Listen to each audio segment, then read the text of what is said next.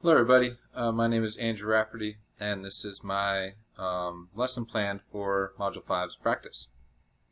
So first, just to get familiar with the Chibi lights, kind of played around through the book, completed a bunch of activities. They got quite difficult, but it was pretty fun playing with. As somebody that uses a lot of copper in my classroom, it was really cool to see it as a tape. I wasn't familiar with that.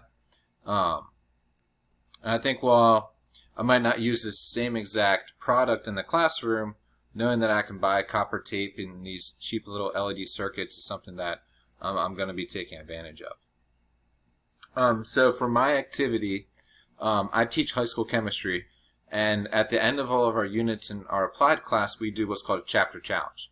And we've designed a bunch of really good STEM activities, stuff using Molly mods and counting atoms with simulations, or like a soil analysis where they're separating a mixture. So I thought this activity would fit great in there, and I'm excited to take this to my colleague. But what they're going to do is build like an obstacle course using the circuit. So not only will they use some of the materials from the Chibi lights, like the copper tape and the LED sticker lights, but also other materials that we use in class. And not only can we focus this on properties of metals, nonmetals, and metalloids, the section that we do that, but we also talk about the conductivity of acids, bases, and neutral solutions in our classroom. So I thought, after talking about both of those, to have to incorporate the following 7 criteria on the right here, if you want to pause and read that really quick, in order to complete the whole obstacle course. But it would be important because if they were to use like a conductor that's a liquid solution like an acid, the acid would react with the copper metal, and after waiting 24 hours it might not work. So they'll probably want to pick something like salt water or a strong base to conduct it through the solution.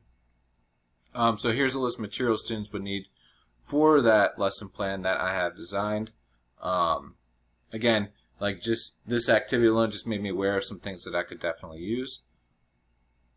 Now going through the engineering design process, as far as like my activity for the ask, well, the kids are going to complete a circuit while adhering to a certain set of criteria.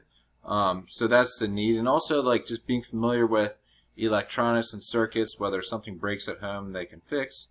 For the imagine, students are going to plan and design a plan or a procedure to complete this, and then for their planning, making the prototype, they will actually design this, and they'll test and evaluate while they're making this, and then of course they'll have a chance to go back and retest and make improvements. And what can really make this a strong lesson is some strong questioning that we add throughout the activities, so that they can make connections to like their day-to-day life.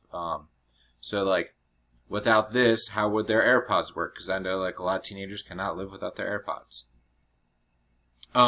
As far as how my lesson tested in the design tool 5.1, it was pretty strong in every area except for mathematics. And after doing this and thinking about it, one way that I think I can is I think we can look at like the different conductivity rates of different metals and bring in some mathematics that way. But to get it on the like 10th grade level of math would be pretty difficult. But that is my lesson. I didn't have a chance to actually complete this lesson. Wasn't allowed in the classroom this week, and even if I was, I kind of messed my back up during basketball, so doing anything this week has been quite a challenge. But that's it. Thank you.